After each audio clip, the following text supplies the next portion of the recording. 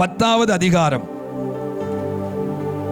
லூக்கா 10வது அதிகாரம் 30 35 வரை வாசிக்கிறீங்களா? 30 35. இயேசு பிரதியுத்தரமாக ஒரு மனுஷன் எருசலேமில் இருந்து எரிகோவுக்கு போகையில் கள்ளர் கையில் அகப்பட்டான். அவர்கள் அவன் வஸ்திரங்களை உரிந்து கொண்டு அவனை காயப்படுத்தி குற்றுயிராக விட்டு போனார்கள். அப்பொழுது தற்செயலாய் ஒரு ஆசாரியன் அந்த வழியே வந்து அவனை கண்டு பக்கமாய் விலகி போனான். அந்தபடியே ஒரு லேவியனும் அந்த இடத்துக்கு வந்து அவனை கண்டு பக்கமாய் விலகி போனான். பின்பு சமாரியன் ஒருவன் பிரயாணமாய் வருகையில் அவனை கண்டு மனதுருகி கிட்ட வந்து அவனுடைய காயங்களில் எண்ணெயும் திராட்சை ரசமும் வார்த்து காயங்களை கட்டி அவனை தன் சுய வாகனத்தின் மேல் ஏற்றி சத்திரத்துக்கு கொண்டு போய் அவனை பராமரித்தான்.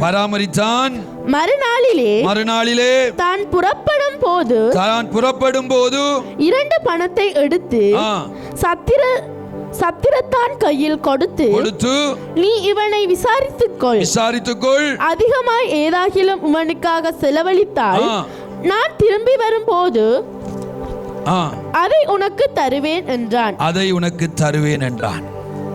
இந்த சம்பவம் சண்டே ஸ்கூல் பிள்ளைகளுக்கெல்லாம் தெரியும், அதிகமாக நாங்கள் வாசித்திருக்கிறோம். ஆனால் இந்த நாளிலே கூட இதிலிருந்து ஒரு காரியத்தை கர்த்தருடைய ஆவியானவர் உங்களோடு என்னோடு கூட பேச விரும்புகிறார்.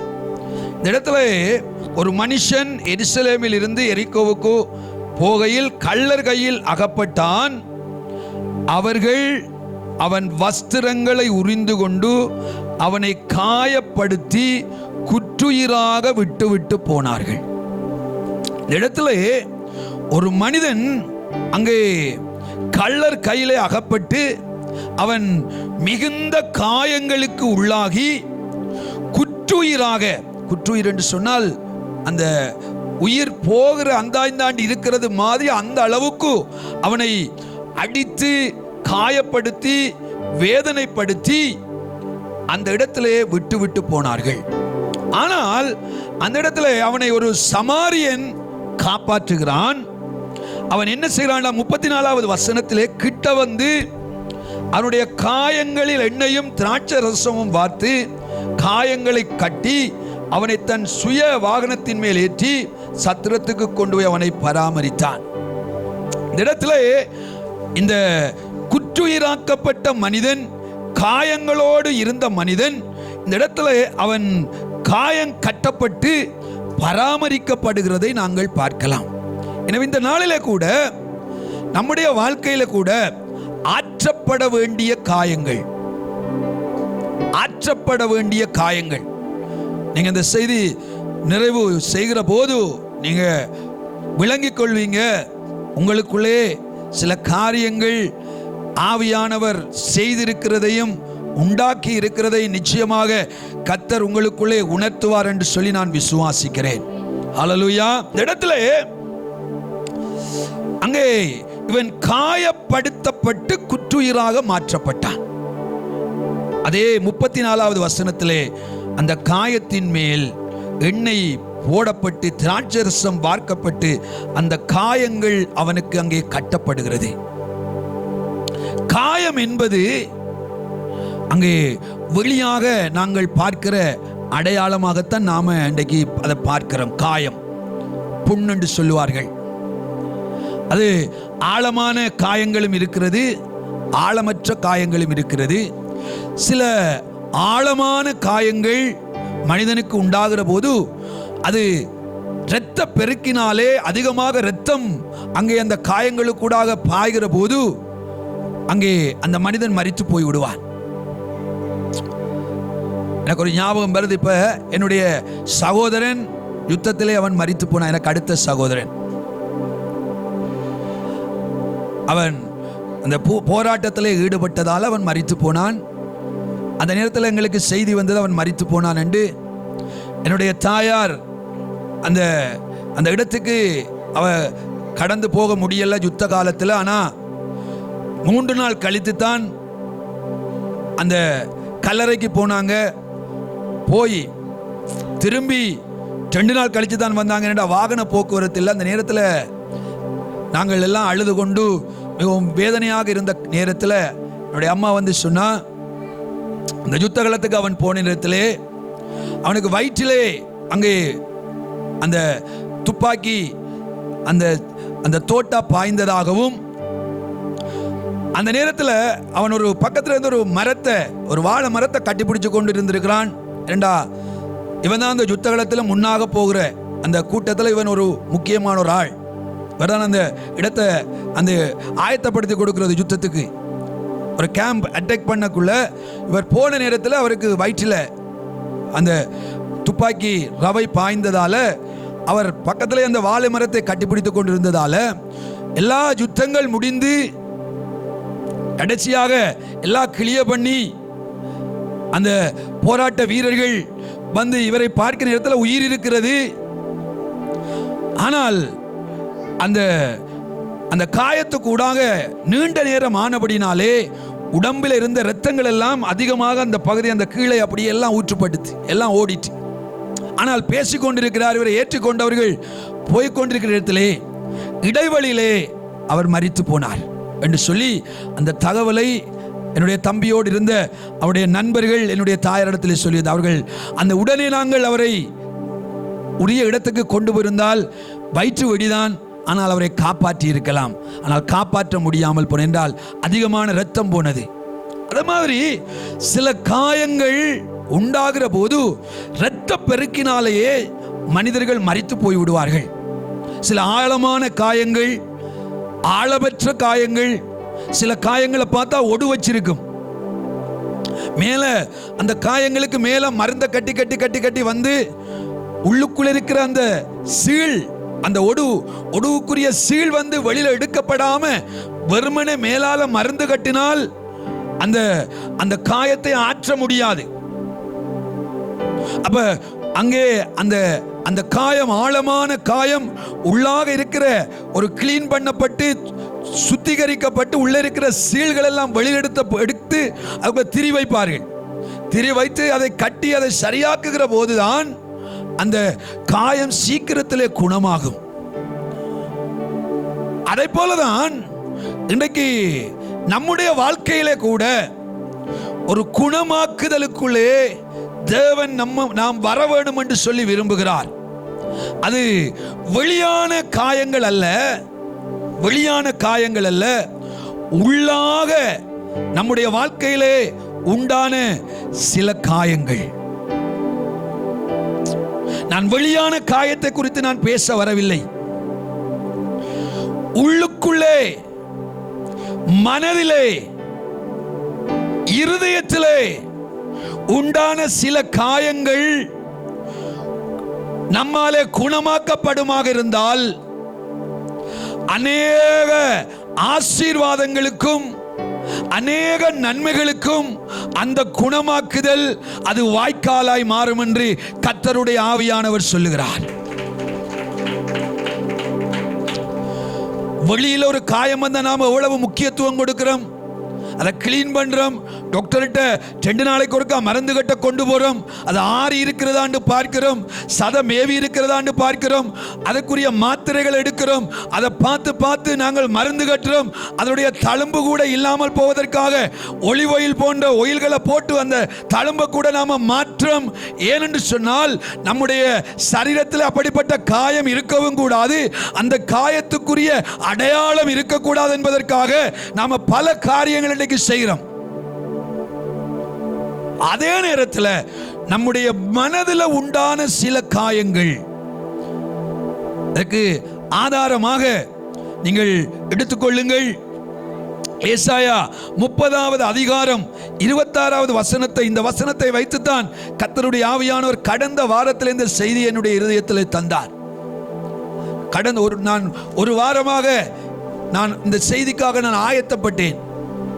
அதனால் எனக்கு தெரியும் நிச்சயமாய் கர்த்தர் உங்களுடைய வாழ்க்கையிலே ஒரு காரியத்தை இந்த நாளிலே பேசுவார் என்று சொல்லி. ஹல்லேலூயா. எனவே வாசிங்க அந்த வசனத்தை.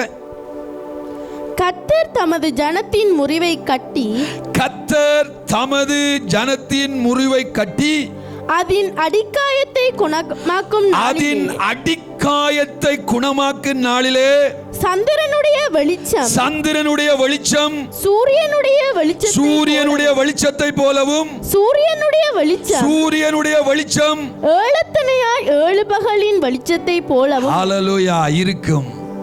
கரங்களை தட்டுங்க. ஹல்லேலூயா. கர்த்தர் தமது ஜனத்தின் முறிவை கட்டி அதின் அடிக்காயத்தை குணமாக்கும் நாளிலே,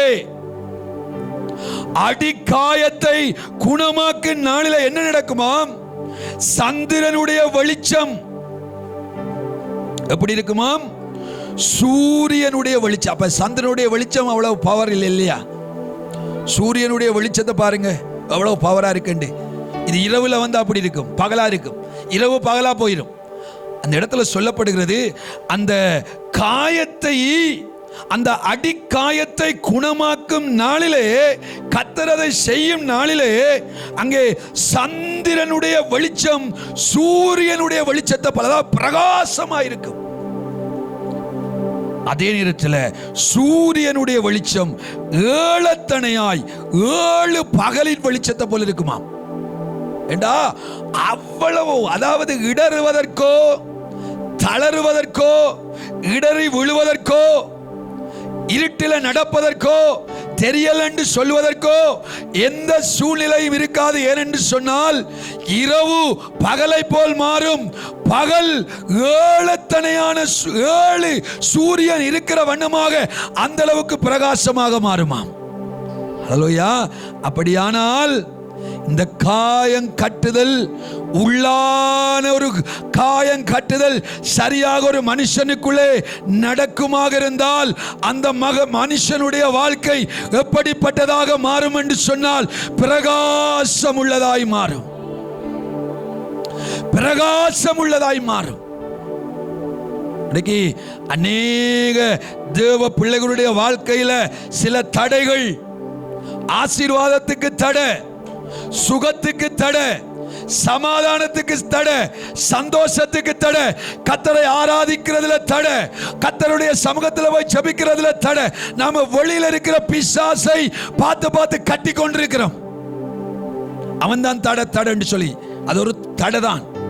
ஆனால் அதைவிட நம்முடைய உள்ளான மனதிலே அநேக காயங்கள் இன்னும் கட்டப்படாமல் சீழ்படிந்து இருக்கிறபடினால் அது சரியாக நம்மாலே குணமாக்கப்படுமாக இருந்தால் கர்த்தர் நிச்சயமாக அந்த தேவ பிள்ளைக்குரிய ஆசீர்வாதங்களை, நன்மைகளை, சுகத்தை, பலத்தை, அத்தனை காரியங்களையும் அவர் நிச்சயமாய் கொடுப்பார். உள்ளுக்குள்ள இன்னும் சரியான குணமாக்குதல் அநேகருடைய வாழ்க்கையில இல்ல. உள்ளான காயம் கட்டுதல் இன்னும் சரியாக இல்ல. அதனாலதான் சில காரியங்களிலே நாம தோற்று போனவர்களாக இன்றைக்கும் இருக்கிறோம். தோற்று போனவர்களாக நாம் இருக்கிறோம். எனவே இந்த மனக்காயம், இந்த காயத்தை குறித்து தான் நான் இந்த நாளில் நான் பேச போகிறேன். ஆவியான நம்மளோடு கூட பேசுவாராக. நீங்க சங்கீதம் 147:3, இன்னொருவர் ஏசாயா 61:1 எடுத்து வச்சுக் கொள்ளுங்க. ஒருவர் 147:3 வாசிங்க, இன்னொரு ஆள் ஏசாயா 61:1 மைக்கில் வாசிக்கிறதுக்கு பக்கத்தில் இருக்கிற இன்னொரு ஆள் எடுத்து அவங்க கொடுங்க. வாசிங்க 147:3 சங்கீதம். இருதயம் நொறுங்குண்டவர்களை குணமாக்குகிறார், அவர்களுடைய காயங்களை கட்டுகிறார். இருதயம் நொறுங்குண்டவர்களை கர்த்தர் குணமாக்குகிறார், அவர்களுடைய காயங்களை கர்த்தர் கட்டுகிறார். உள்ளாக அநேக காயங்கள், அநேக காயம் வந்தா தெரியும் நமக்கு வேதனை. ஒரு காயம், ஒரு சின்ன காயம் நம்முடைய உடம்புல வந்தாலே அது குத்தி கொண்டிருக்கும், இல்லாட்டி ஏதோ ஒன்று செய்து கொண்டே இருக்கும். அந்த இடம் வேதனைப்பட்ட இடமாக மாறும். காலில் வந்தா கால் வேதனைப்படும், அதுல வேதனையை நாம பார்ப்போம். அதே மாதிரி இன்னைக்கு மனதில் சில காயங்கள் நம்முடைய ஆவிக்குரிய வாழ்க்கையிலே அது பல தடைகளை உண்டாக்கி கொண்டிருக்கு. இருதய காயம் இன்றைக்கு நம்முடைய ஆவிக்குரிய ஜீவியத்திலே நாம முன்னேற முடியாதபடிக்கு தடுத்து கொண்டிருக்கு. உள்ளாக உண்டான சில காயங்கள் நம்முடைய அன்றாட ஆசீர்வாதங்களை திருடி கொண்டிருக்கு. இதை நாம சரியாக்கணும் என்று சொன்னா, நான் இந்த பலிபீடத்திலிருந்து சொல்றேன், இந்த நாளில் நான் விசுவாசிக்கிறேன் கர்த்தர் அதை சரியாக்குவார் என்று சொல்லி. அல்லேலூயா. அநேகருடைய வாழ்க்கையில் அதை சரியாக்குவார் என்று நான் விசுவாசிக்கிறேன். எனவேதான் ஏசாயா 61:1 வாசிங்க. கர்த்தராகிய தேவனுடைய ஆவியானவர் என்மேல் இருக்கிறார். சிறுமைப்பட்டவர்களுக்கு சுவிசேஷத்தை அறிவிக்க கர்த்தர் என்னை அபிஷேகம் பண்ணினார். இருதயம் நொறுங்குண்டவர்களுக்கு காயங்களை கட்டுதலையும். கர்த்தருடைய ஆவியானவருடைய வேலை என்று சொன்னால் இருதயம் நொறுங்குண்டவர்களுடைய காயங்களை கட்டுவது. அப்படியானால் அவர் கட்டுவதற்கு நாம இடம் கொடுக்கணும். அப்படி நமக்கு காயம் வந்தா டாக்டர் நம்மட வீட்டை வருவாரா, நாம டாக்டர்கிட்ட போகணுமா? சொல்லுங்க. நாம டாக்டரை தேடி போறதா, டாக்டர் நம்மள்கிட்ட வரதா? நாம டாக்டர்கிட்ட போகணும் இல்லையா? டாக்டர்கிட்ட போய் காயத்தை கொடுத்தா தான் அவர் கிளீன் பண்ணி போட்டு மருந்து கட்டுவார். அதே போல நம்முடைய உள்ளான காயங்கள் கட்டப்படுவதற்கு நாம் கர்த்தருக்கு அனுமதி கொடுக்கிற போது அவர் அந்த உள்ளான காயங்களை கட்டி அவர் சரியாக்குவார். சிலர் அனுமதி கொடுப்பாங்க, சிலர் அனுமதி சிலர் விரும்புவாங்க, சிலர் விரும்ப மாட்டாங்க. அதுக்காக தான் சொல்றேன். எனவே இந்த காயங்கள் எப்படி உண்டானது என்பதையும் அது எப்படி மாற்றப்பட வேண்டும் என்பதையும் தான் நான் இந்த நாளிலே உங்களோடு கூட நான் பேச விரும்புகிறேன். இந்த உள்ளாக இந்த ஆத்துமாவிலே உண்டான இந்த காயம் அது 4 விதமான 4 முறையிலே ஒரு மனிதனுடைய வாழ்க்கையிலே அது தாக்குகிறது. முதலாவது சங்கீதம் 27:10 வாசிங்க. இன்னும் ஒருவர் சங்கீதம் 55 எடுத்து வச்சுக்கொள்ளுங்க. இப்ப சங்கீதம் 27:10. என் தகப்பனும் என் தாயும் என்னை கைவிட்டாலும் கர்த்தர் என்னை சேர்த்துக் கொள்ளுவார். இந்த இடத்துல பாருங்க, அந்த சொல்ல பாருங்க, கைவிட்டாலும். என் தகப்பனும் என் தாயும் கைவிட்ட, அப்படியானால் ஒரு நிராகரிப்பு.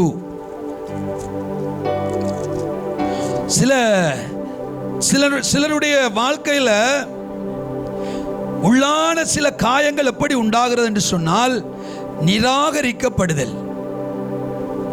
குடும்பத்தால் அவர்கள் நிராகரிக்கப்படுறது, சமுதாயத்தால் நிராகரிக்கப்படுறது, உறவினர்களால் அவர்கள் நிராகரிக்கப்படுறது, சொந்தங்களால் அவர்கள் நிராகரிக்கப்படுறது. சிலர் சொல்லுவாங்க, நான் என் குடும்பத்தில் இருக்கிறேன், என்னோட மூத்த அண்ணாவும் மட்டும்தான் நல்லா கவனிக்கிறாங்க, நான் கடைசி என்று சொல்லி என்னை யாருமே கவனிக்கிறது இல்லை, எனக்கு எந்த சலுகையும் இல்லை, அவர்களுக்கு நல்ல உடுப்பு வாங்கி கொடுக்குறாங்க, அவர்களை நன்றாக, அவர்களை எப்படியெல்லாம் அவர்களுக்குரிய பணம் கொடுக்கணுமோ என்ன கேட்டாலும் கொடுக்குறாங்க, எல்லாம் செய்கிறாங்க, ஆனால் எனக்கு அந்த சலுகை இல்லை. அது குடும்பமாக இருக்கலாம், சமுதாயமாக இருக்கலாம், உறவின் அடிப்படையில் இருக்கலாம். அதாவது ஒரு ஒதுக்கப்பட்ட, ஒரு நிராகரிக்கப்பட்ட நிலை. இதனால அந்த ஒதுக்கினவர்கள் நிமித்தம், அவர்கள் நிமித்தமாக அவர்களோடு கூட நமக்கு உண்டான காயம்.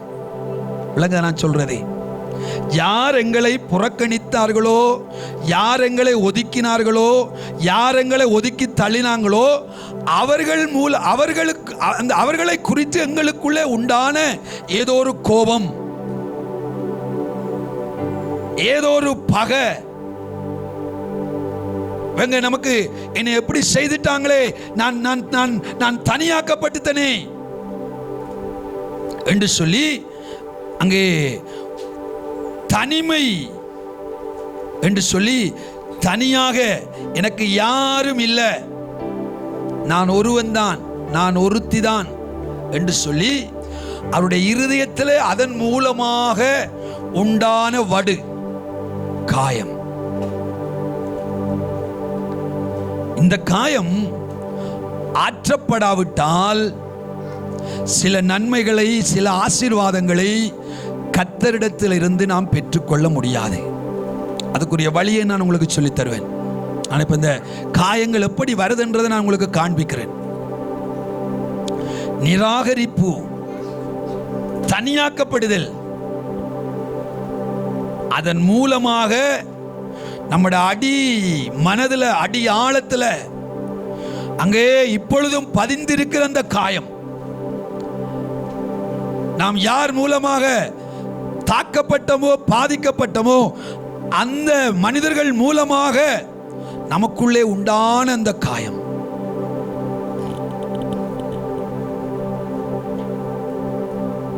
இரண்டாவது வாசிங்க சங்கீதம் 55:12-14. இன்னொருவர் யோபு 1-அதிகாரம் 21 எடுத்து வச்சுக்கொள்ளுங்க. இப்ப வாசிங்க சங்கீதம் 55:12-14. என்னை நிந்தித்தவன் சத்துரு அல்ல, அப்படி இருந்தால் சகிப்பேன். எனக்கு விரோதமாய் பெருமை பாராட்டினவன் என் பகைஞன் அல்ல, அப்படி இருந்தால் அவனுக்கு மறைந்திருப்பேன். எனக்கு சமமான மனுஷனும் என் வழிகாட்டியும் என் தோழனுமாகிய நீயே அவன். நாம் ஒருமித்து இன்பமான ஆலோசனை பண்ணி கூட்டத்தோட தேவாலயத்துக்கு போனோம். அவ்வளவுதானா? பாருங்க, இந்த இடத்துல இந்த சங்கீதக்காரன் எழுதுகிற போது அங்கே மறுபடியும் 12வது வசனத்தை வாசிங்க. என்னை நிந்தித்தவன் சத்துரு அல்ல, அப்படி இருந்தால் சகிப்பேன். அப்ப இவரோடு இருந்த ஒருவன் இவருக்கு துரோகம் பண்ணினான். அதனால அவருக்கு சகிக்க முடியல. அவருக்கு அவனை நினைக்கிற நேரத்தில் கோபம் வருது, கசப்பு வருது. நன்றாக பழகினவன், நன்றாக ஒன்றாக இருந்து சாப்பிட்டவன், ஒன்றாக கதைத்தவன் காட்டி கொடுத்து விட்டான். ஒரு துரோகமான வேலை.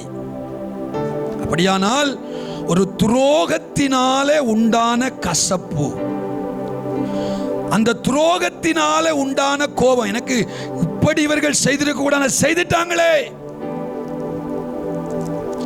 இப்படி இவன் எனக்கு செய்திருக்க கூடாது, நான் எவ்வளவு நம்பின நேசித்தன், எவ்வளவு அவனை சிநேகித்தன், இப்படி செய்து விட்டானே என்று சொல்லி இருதயத்தின் அடியாளத்தில் உண்டான அந்த மனுஷனை குறித்து உண்டான கோபம்.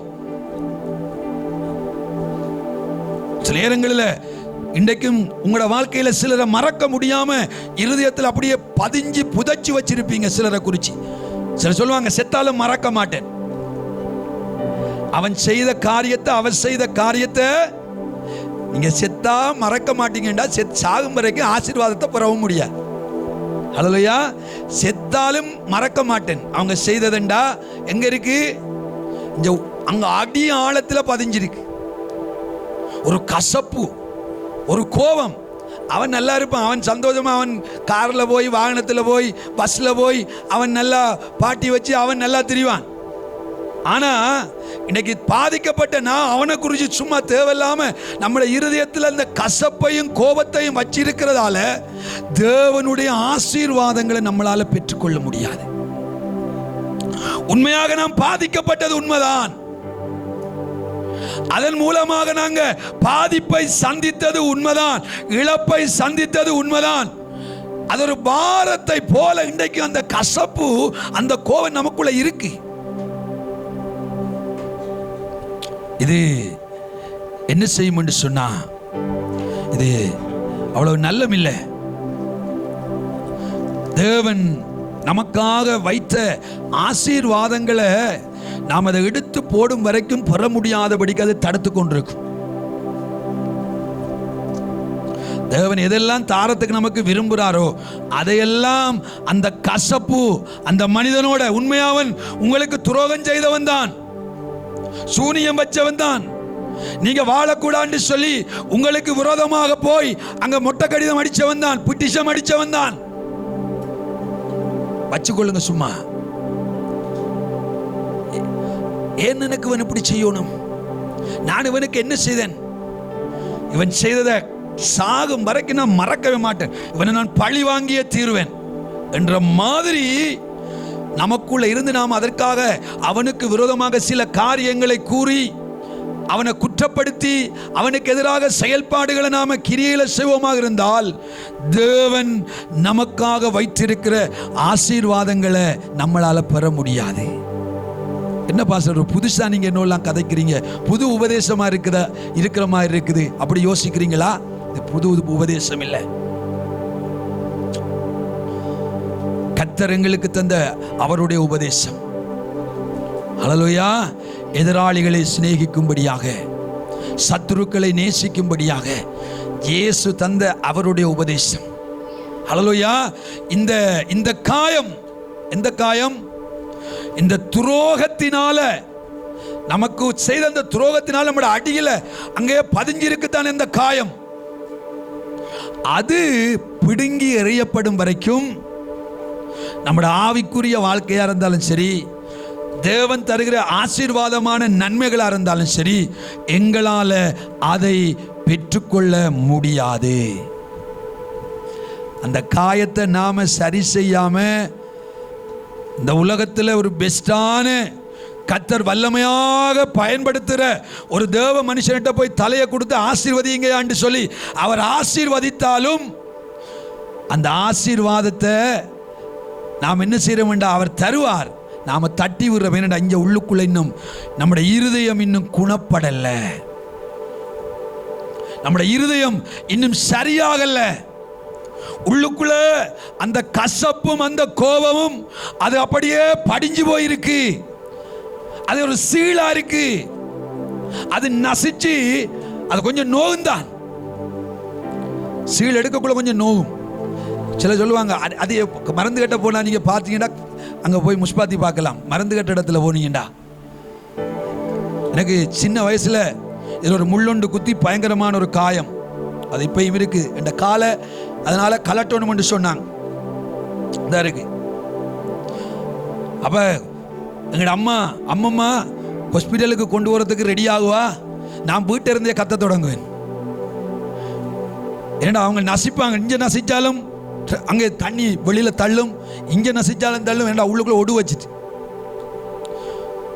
அங்க போய் அந்த அந்த காயம் கட்டுற அந்த படியை ஏறக்குள்ளேயே கத்த தொடங்குவேன். அங்கே ஆஸ்பத்திரியெல்லாம் அலறும். என்ற குரல் உங்களுக்கு தெரியும் தானே, சின்ன வயசுலையும் பயங்கர சத்தமா கத்துவேன்.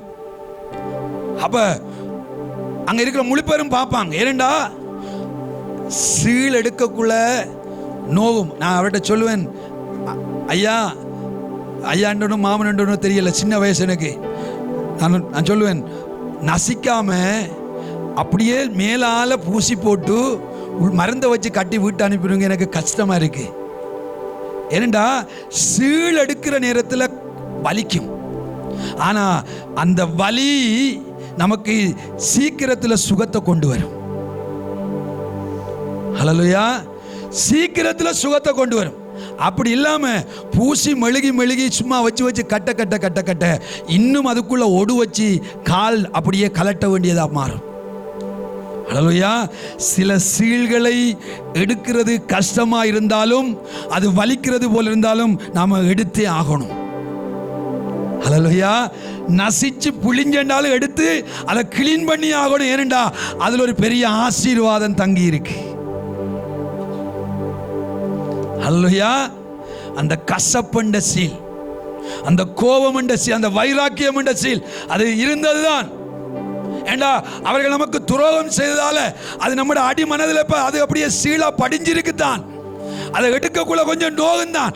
நோவையும் பார்க்காம அதை பிடுங்கி இந்த நிமிஷத்துல இந்த இடத்துல நாம எறிகிற போது நாம வீட்டுக்கு போகிற நேரத்தில் நீங்க போய் பார்க்கலாம், ஒரு பெரிய ஆசீர்வாதத்தை கர்த்தர் உங்களுக்காக வைத்திருப்பார். ஹல்லேலூயா. என்னது? துரோகத்தினாலே உண்டான காயம். மூன்றாவது இழப்பினாலே உண்டான காயம். ஹல்லேலூயா. வாசிங்க 1:21 வாசிங்க. யோபு இன்னொரு நீதிமொழிகள் 12:18 எடுத்து வச்சுக்கொள்ளுங்க. இப்ப வாசிங்க யோபு 1:21.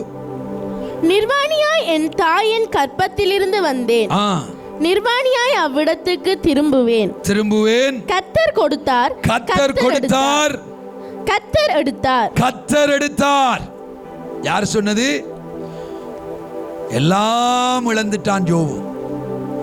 இனி அவன்கிட்ட இழக்கிறதுக்கு ஒன்றுமே இல்லை. பிள்ளை இழந்தான், ஆடு மாடுகள் இழந்தான், சொத்துக்களை இழந்தான். கடைசியாக இருந்தவன் உடம்பு மட்டும்தான். உடம்பு ஊசலாடி கொண்டு உடம்புல பார்த்தா உடம்பு முழுவதும் பரு, பயங்கர கடி. அந்த ஓட்டை எடுத்து வச்சு அவன் சாம்பலில் இருந்து வலிப்பான், தாங்க இயலாது. ரத்தம் வலிக்க வலிக்க சரீரத்தில் ரத்தம்.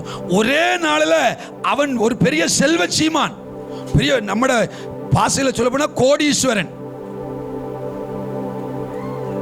ஒரே நாளில் பிள்ளைகள் இல்லை, ஒரே நாளில் ஆடு மாடுகள் இல்லை, ஒரே நாளில் ஒட்டகம் இல்லை. அடுத்தது பார்த்தா உடம்பு முழுவதும் பயங்கர கொடூரமான வியாதி. அந்த நேரத்தில் தான் பக்கத்தில் இருக்கிற மனைவி வந்து சொன்னா,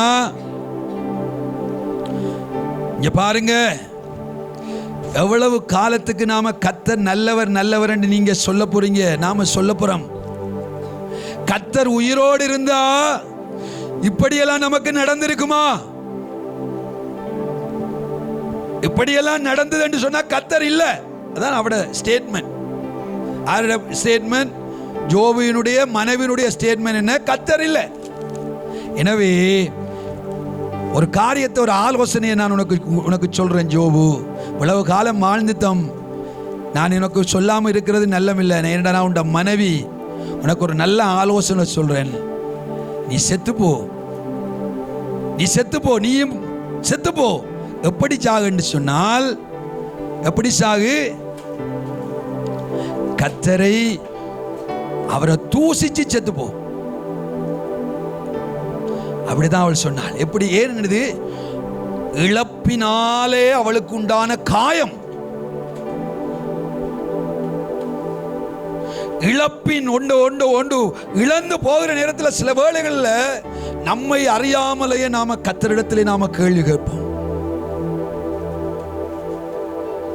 ஏனென்று சொன்னா, அந்த அடியில நம்முடைய அந்த மனதின் இருதயத்தின் அடியிலே அந்த காயம் உண்டாயிருக்கு. அந்த காயம் குணப்பட வேணும். ஹல்லேலூயா. அதனால அதுக்கு தான் மறுமொழி என்ன சொல்றார்? யோபு 1:21 வாசிங்க. நிர்வாணியாய் என் தாயின் கற்பத்திலிருந்து வந்தேன், நிர்வாணியாய் என் தாயின் கற்பத்திலிருந்து வந்தேன், நிர்வாணியாய் அவ்விடத்துக்கு திரும்புவேன், நிர்வாணியாய் நான் அவ்விடத்துக்கு திரும்புவேன். கர்த்தர் கொடுத்தார், கர்த்தர் கொடுத்தார். வாசிங்க. கர்த்தர் எடுத்தார், கர்த்தர் எடுத்தார். கர்த்தருடைய நாமத்துக்கு ஸ்தோத்திரம். ஹல்லேலூயா. அவன் ஸ்தோத்திரம் பண்ணினான். கர்த்தருடைய நாமத்துக்கு ஸ்தோத்திரம். அங்க பாருங்க, அவளுக்குள்ள ஒரு பெரிய காயம். யாருக்கு? யோபுவினுடைய மனைவியில அங்கே இந்த இழப்பினாலே அவளுக்கு ஒரு பெரிய காயம். ஆனா யோபு ஸ்தோத்திரம் பண்ணினான். யோபு கடைசி அதிகாரத்தை வாய்ச்சு பாருங்க. அவன் எவைகளை எல்லாம் இழந்தானோ அவைகளை இரட்டிப்பாக கர்த்தர் மறுபடியும் கொடுத்தார். டபுள். அப்ப அருமையான சகோதரனே, சகோதரியே, உங்கள் வாழ்க்கையில் சில இழப்புகளை நீங்க சந்திச்சிருக்கலாம்.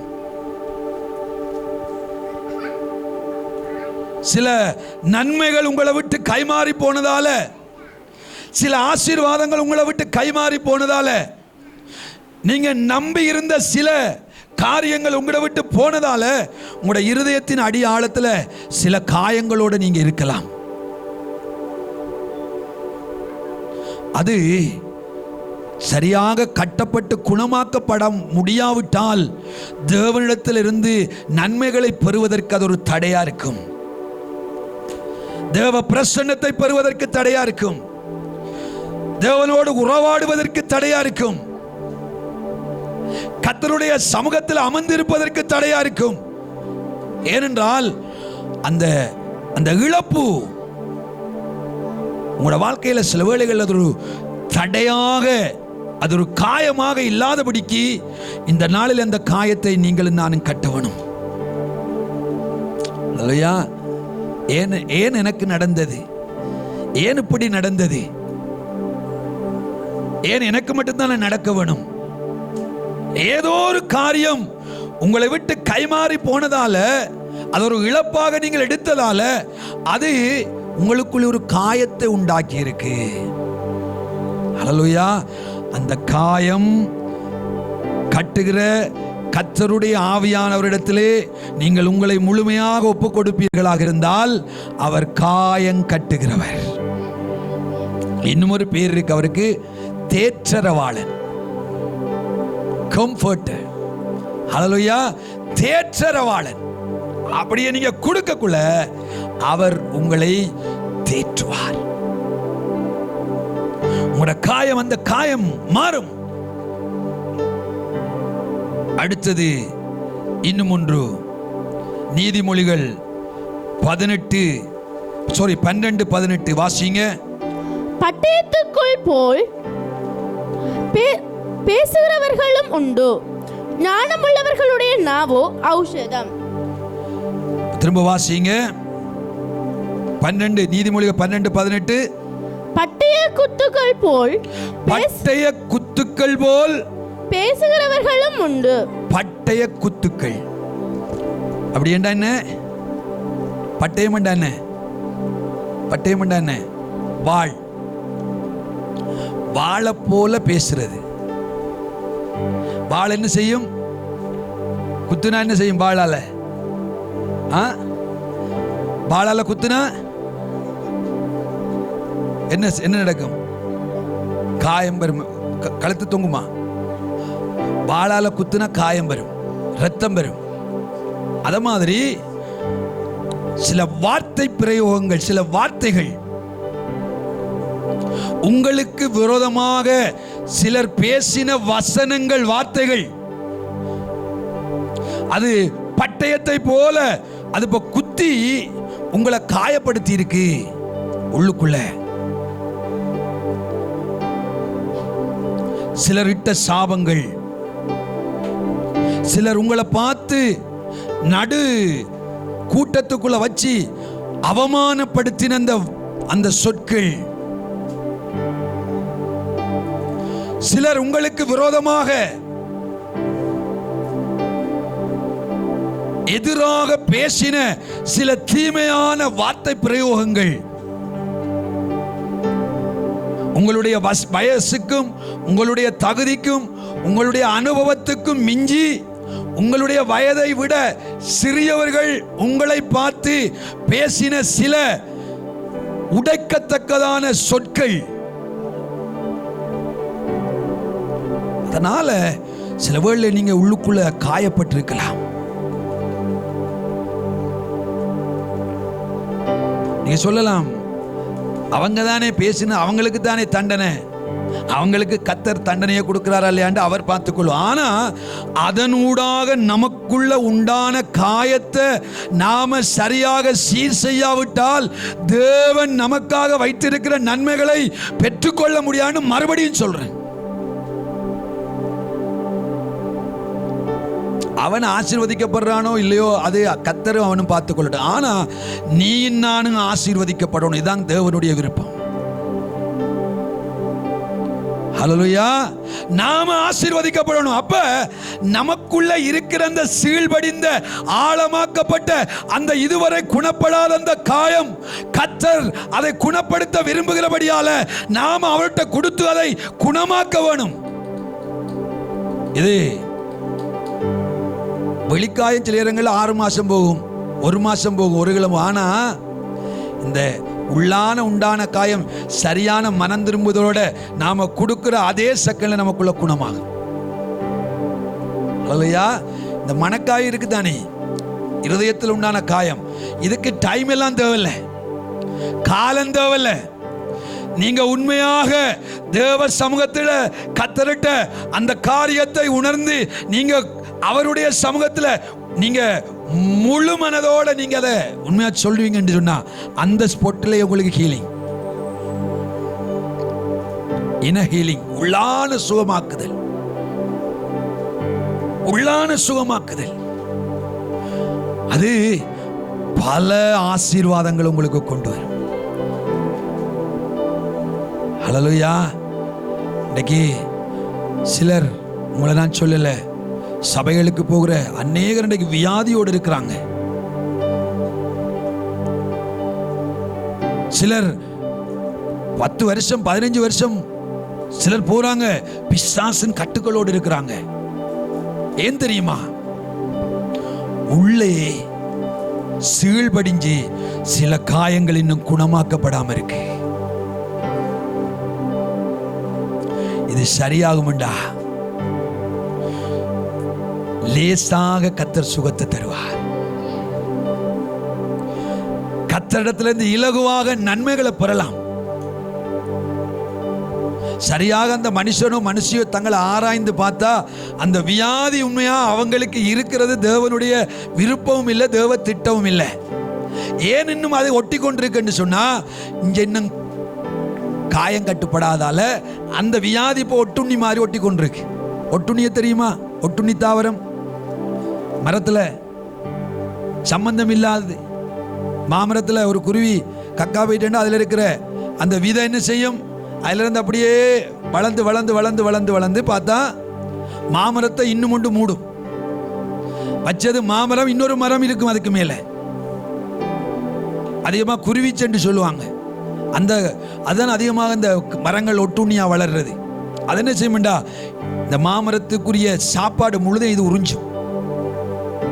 மாமரம் இப்படி இருக்கும், குருவிச்சியை பார்த்தீங்கன்னா இப்படி இருக்கும், வடந்து போய் ஏண்டா விடாது, இதை எழும்ப விடாது.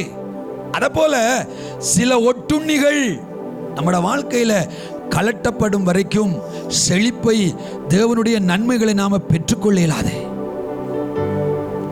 ஹல்லேலூயா. சில சொல்லுவாங்க, இவங்க சின்ன வயதுல இப்படி என்னைய போட்டு கஷ்டப்படுத்தி போட்டாங்க, கொடுமைப்படுத்தி போட்டாங்க, நம்பித்தான் எங்கட அப்பா கொண்டு விட்டார் படிப்புக்காக. ஆனா அவங்கட பிள்ளைகள் எல்லாம் வச்சு போட்டு என்னைய போட்டு வேலை வாங்கு வாங்கு வாங்குன்னு வாங்கி என்னை ஒரு அடிமை மாதிரி நடத்தி, நான் ஒரு அடிமையை போல அவங்களோட வீட்டில் இருந்தேன். என்னைய சரியா படிக்க விடல, டியூஷனுக்கு விடல. படிக்க வேண்டிய வயசுல அவங்களோட பிள்ளையெல்லாம் படிச்ச நான் அவங்களுக்கு சாப்பாடு சமைச்சு கொடுத்தேன். என்னையால மறக்க இல்லாம இருக்கு பாஸ்டர், மறக்க இல்லாம இருக்கா? இப்ப மறக்கத்தான் வேணும். ஏன்? நாம மறுபடியும் பிறந்தவர்கள், born again. ஹல்லேலூயா. மறுபடியும் பிறந்தவர்கள் சில காரியங்களை, அந்த காயங்களை கட்ட நாம எடுத்து போடத்தான் வேணும். நாம மறுபடியும் பிறக்காட்டி மறக்கிறது கஷ்டம்தான். நாம இப்ப மறுபடியும் பிறந்த born again. எனவே அந்த காயம் எடுக்கப்படணும். எனவே இப்ப இந்த காயங்களை எப்படி, இந்த 4 விதமான காயங்களை சொன்ன, இது எப்படி மாற்றுகிறது, இல்லாட்டி இது எப்படி ஆற்றுவது என்றால், முதலாவது சங்கீதம் 32 3-5. இன்னும் ஒரு ஆள் மத்தேயு 18:21-18 எடுத்து வச்சுக்கொள்ளுங்க. இப்ப சங்கீதம் 32 3-5 வாசிங்க. நான் அடக்கி வைத்த மட்டும் நித்தம் என் கதறுதலினாலே என் எலும்புகள் உலர்ந்து போயிற்று. திரும்ப வாசிங்க. நான் அடக்கி வைத்த மட்டும் நித்தம் என் கதறுதலினாலே என் எலும்புகள் உலர்ந்து போயிற்று. கதறுதலினாலே என்னுடைய எலும்புகள் எல்லாம் அப்படியே உடைஞ்சு போற மாதிரி இருக்கு. அவர் சொல்லுகிறார் சங்கீதக்காரன். இரவும் பகலும் என்மேல் உம்முடைய கை பாரமாய் இருந்ததினால் என் சாரம் உஷ்ணகால வறட்சி போல வறண்டு போயிற்று.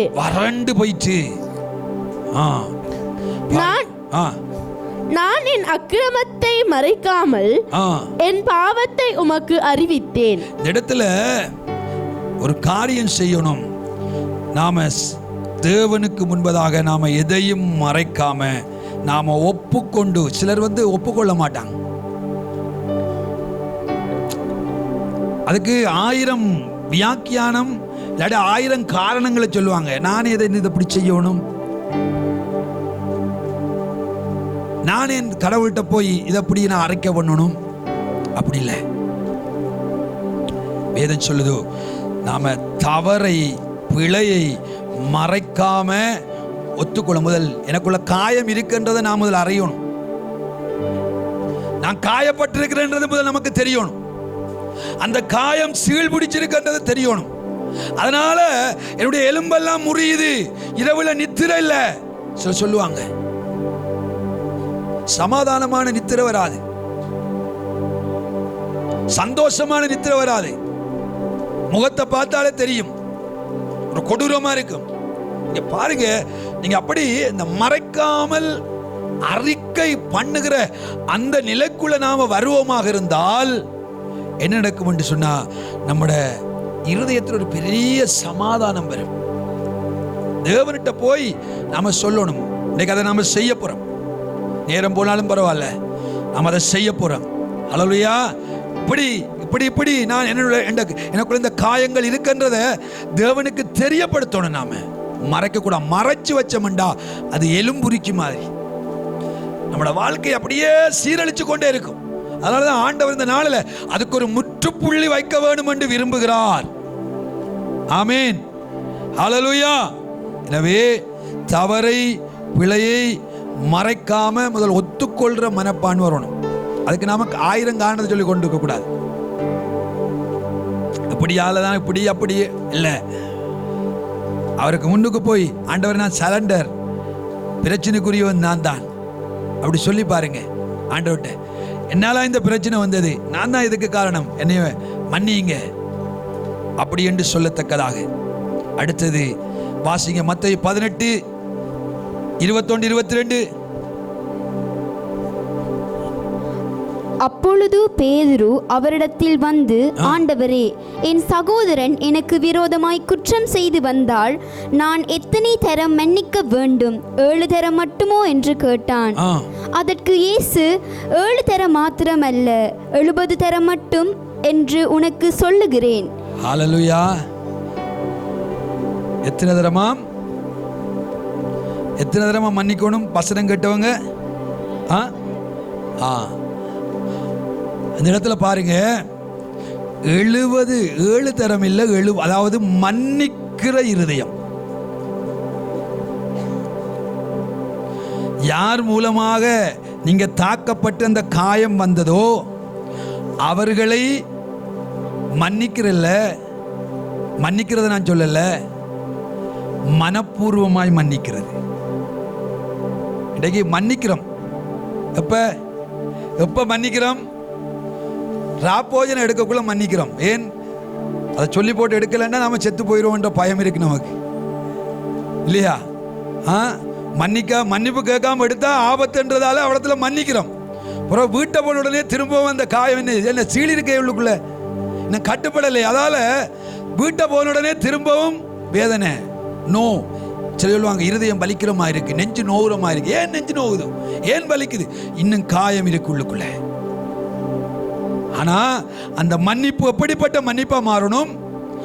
மனப்பூர்வமான மன்னிப்பு. ஹல்லேலூயா. இதை நான் மன்னிக்கிறேன், இவன் இப்படி செய்தது துரோகம் தான், இப்படி செய்தது பிழைதான், இப்படி செய்திருக்க கூடாதான், அவன்லதான் பிழை, அவள்லதான் பிழை. ஆனாலும் அவனையோ அவளையோ நான் மனப்பூர்வமாக மன்னிக்கிறேன். தேவ சமூகத்தில் அப்படி அறிக்கையிடும். எத்தனை பேர் அப்படி சொல்ல முடியும்? 1-2 கை தான் உயர்ற மாதிரி இருக்கு. எத்தனை பேர் அப்படி சொல்ல முடியும்? மனப்பூர்வமாய், மனப்பூர்வமாய்.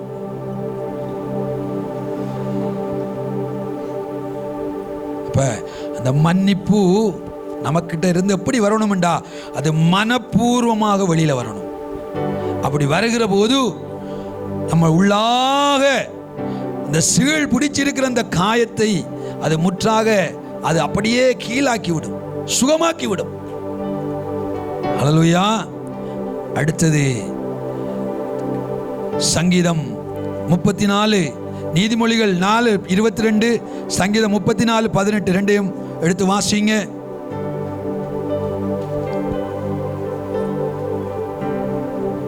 வாசிக்கிறீங்களா? நீதிமொழிகள் 4:22, சங்கீதம் 34:18.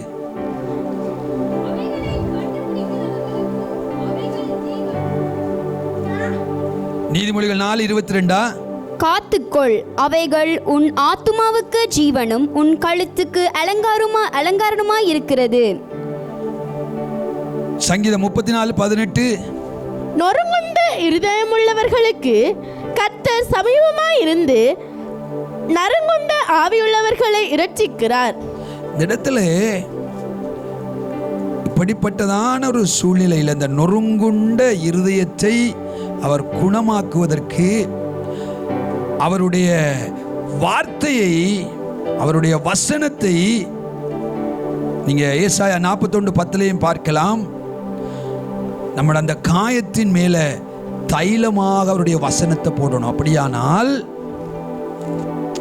அவருடைய வார்த்தையை நாம அதிகமாக, அவருடைய நல்வார்த்தையை நாம அறிக்கை செய்ய பழகணும்.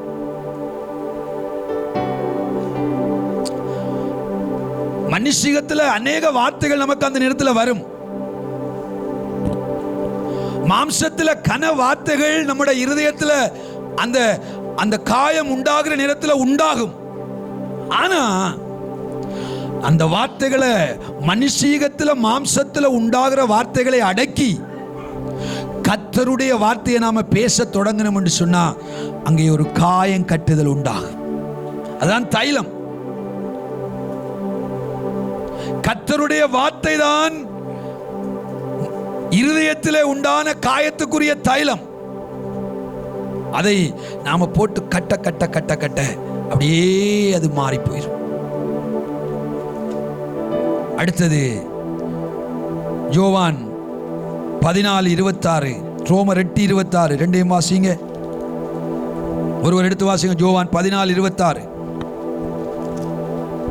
என் நாமத்தினாலே பிதா அனுப்ப போகிற பரிசுத்த ஆவியாகிய தேற்றரவாளனே எல்லாவற்றையும் உங்களுக்கு போதித்து நான் உங்களுக்கு சொன்ன எல்லாவற்றையும் உங்களுக்கு நினைப்பூட்டுவார். அடுத்தது பரிசுத்த ஆவியாகிய தேற்றரவாளனிடத்திலே உங்களை முழுமையாக ஒப்பு கொடுத்து விடுங்கள். அவர் அழகாக அவருடைய வல்லமைய பிரசன்னத்தை அந்த காயங்கள்ல அனுப்பி அனுப்பி அப்படியே அது தழும்பே இல்லாதபடிக்கு மாற்றி போடுவார். ரோமர் 8:26 வாசிங்க.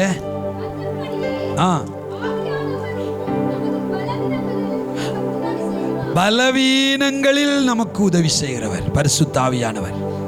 படிப்பட்டதான ஒரு காயப்பட்ட பலவீனப்பட்ட நேரத்தில் அவரிடத்திலே நாம போவோமாக இருந்தால் அந்த காயத்தை அவர் முழுமையாக எடுத்து குணமாக்கி போடுவார்.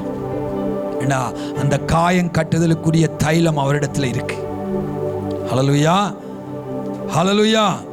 எனவே இந்த காயம் கட்டுதல் மிக முக்கியமான. எனவே இந்த காயம் கட்டப்படாவிட்டால், நான் நேரம் போகிறபடியால் சீக்கிரமாக சில காரியங்களை சோட்டா நான் சொல்லி கொண்டு போகிறேன். இந்த காயங்கள் ஒரு மனுஷனுடைய வாழ்க்கையில் கட்டப்படாவிட்டால் ஆவிக்குரிய வாழ்க்கையிலே அவனுக்கு சோர்வு உண்டாகும்.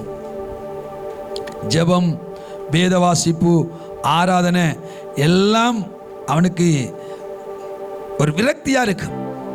கர்த்தரை தேடுகிறதுல ஒரு விரக்தி வரும். ஆவிக்குரிய ஜீவியத்திலே அவன் சோர்ந்து போயிடுவான். இங்கே உள்ளாக காயம் கட்டுப்படாட்டி சேர்ச்சுக்கு வாரது, ஆண்டவர்கிட்ட இருக்கிறது, ஜெபிக்கிறது, துதிக்கிறது எல்லாம் அவனுக்கு பிடிக்காது. அந்த அளவுக்கு அவனை அது அப்படி மாற்றிவிடும். நீங்க எலியாட சம்பவத்தை பார்க்கலாம். 1 ராஜாக்கள் 19 நீங்க பாருங்க. அங்கே எலியாவினுடைய இருதயத்திலே உண்டான ஒரு பயம், ஒரு தீல், கடைசியில் அவன் எங்க கொண்டு போய் நிறுத்தினது? சூறைச் செடிக்குள்ள கொண்டு நிறுத்தி அவன் எப்படி சொல்ல வச்சது? நான் சாகணும்.